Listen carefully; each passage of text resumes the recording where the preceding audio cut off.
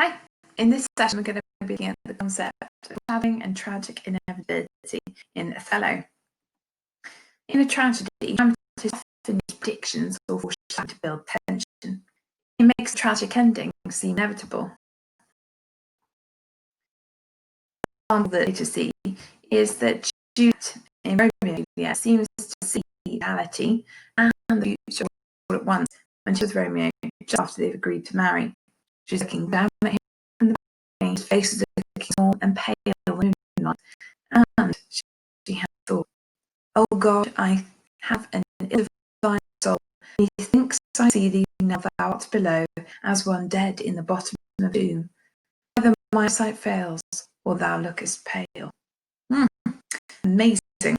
And of course, Juliet will wait to find Romeo lying next to her into already done. So Shakespeare likes using this tool.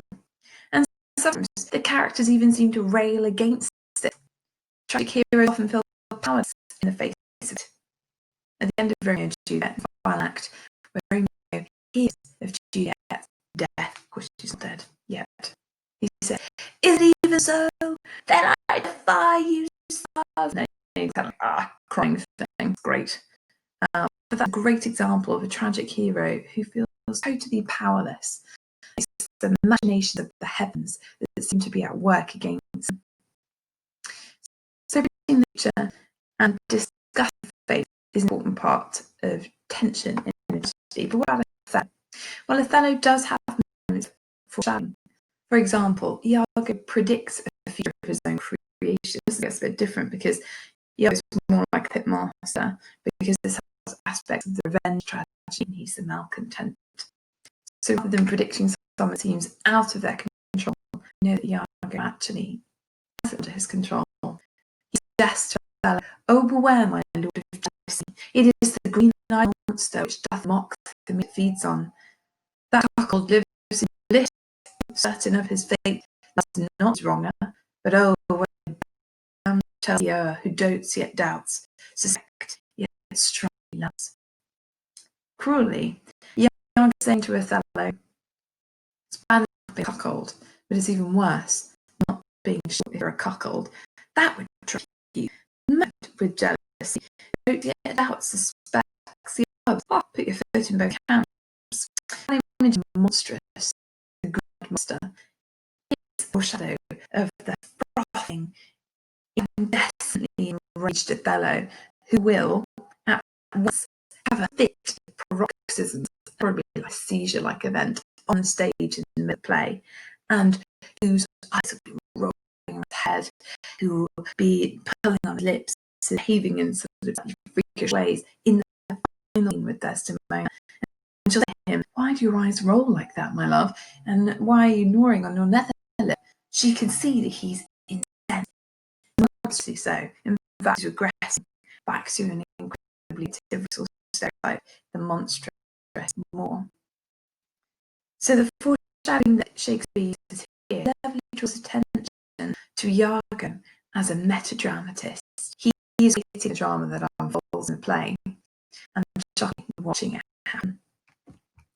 But there is also some quite clever foreshadowing characters who don't have a lot of control. And a good example would be Brancho, which is Cicerone's father.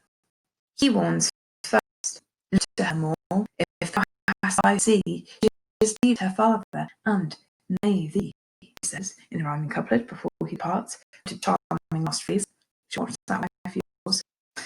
But Iago then makes the same prediction, that her deception will be a pattern that leads to his cuckoldry and embarrassment. Iago says, "She did leave her father to marry you, and when she seemed to shake and fear your looks, she loved them most." So cleverly, indeed is so. In this case, the audience knows that this doesn't foreshadow a truth, it's almost like an illusion and a deception that's being planted that grows. But it did foreshadow a certain ending, because we know that in tragedies, women who are considered untrustworthy don't live long. So this does signal to the audience that Desdemona's fate may well be sealed by the male anxiety triggered both by their desire for her and their fear of her. What about being powerless to fate? Unlucky Desdemona seems to foresee her own death. She's singing the sad willow song and putting the best wedding sheets on the bed as a token of her affection, or perhaps a sign that she believes she'll be laid out in state soon. If we look at the song words, they're quite mournful, and they do seem to suggest a very upsetting encounter with her lover is yet to come. She keeps hurrying her maid because she's anxious that Othello might arrive any moment, and she's not sure how it's going to go. Or is she? Sing, willow, willow, willow.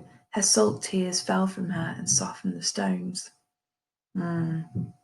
Desdemona possibly thinks that she might be able to turn Othello's heart, but she knows she's already losing his love. Othello's heart is stony cold. That image of the salt tears softening the stones does not turn out to be true in the scene that unfolds after this song. He won't be softened by her tears or protestations of innocence. She seems to grieve her death before it comes. What about powerless to fate, or is actually Othello powerless in the face of honest Iago? Because Othello, potentially his weakness is that he takes things at face value. Well, let's have a look at this encounter where Othello is really happy. In fact, he's worried that he'll never be this happy again. A kind of foreshadowing or prognostication of its own. Othello says, "It gives me wonder, great is my content to see you here before me. Oh, my soul's joy!" It is when he's arrived at Cyprus and he sees Desdemona after their separation of a couple of weeks when they've been on different ships at sea. But here's the important bit. He says, if it were now to die, 'twere now to be most happy, for I fear my soul hath her content so absolute that not another comfort like to this succeeds in unknown fate. He's like, this is it, this is the pinnacle of my happiness. Desdemona says, "The heavens forbid, but that our love and comfort should increase even as our days do grow." So she says, anything but increasing comfort as they grow old together and carry on. So she's like, no, don't worry, it's all going to be fine. Othello, much comforted, says, "Amen to that, sweet powers. I cannot speak enough of this content. It stops me here. It is too much of joy. And this, the greatest discords be," and he kisses her, "that ever our hearts shall make." This really is the pinnacle of their happiness. Their arrival on Cyprus, the wedding feast that's just about to happen, and of course, consummation of their marriage, which arguably gets interrupted by the brawl that breaks out between Cassio and Rodrigo.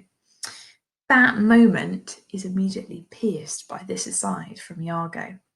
Iago declares, "Oh, you are well tuned now, but I'll set down the pegs that make this music, as honest as I am." Now, odd image, but the tuning pegs on a guitar, when you tune them down to perhaps replace the strings or change the tuning, they sound really discordant. And Iago is promising he will bring discord into their marriage. And of course, he does. So, in terms of fate and predictions, Othello is unusual as a play because Shakespeare gives so many of the predictions that might perhaps have gone to a chorus who were just observers in a classical tragedy to the arch revenger who's a manipulator of the action and a kind of metadramatist himself as he devises scenes that will unfold. In this way, Shakespeare creates a terrible sense of tragic inevitability in which we, the audience, are complicit. From the very first, Iago tells us his plans, and yet powerless to change them, we watch them unfold. I tell you, who is powerless to fate? It's us, the audience. Othello is at Iago's mercy, and he's aware of it as well. And he does try and comment on how he feels like he's on a bound to kill Desdemona. But of course, what's revealed in the end is that he's really been totally bound by Iago. There is one other kind of inevitability, which is the inevitability of being cuckolded if you're so unwise as to love a woman. Othello, in his only certain conclusion, is a curse of marriage. Okay, so he says, "Oh, curse of marriage, that weaken all these delicate creatures ours, and not their appetites. I had rather be a toad and live upon the vapour of a dungeon, than keep a corner in the thing I love for others' uses. Yet 'tis the plague of great ones," he's saying. "It happens to even the best of men. Prerogatived are they less than the base. 'Tis destiny unshunnable like death, even when this forked plague is fated to us when we do quicken." Desdemona comes. Even then this forked plague is fated to us when we do quicken. Quicken means live.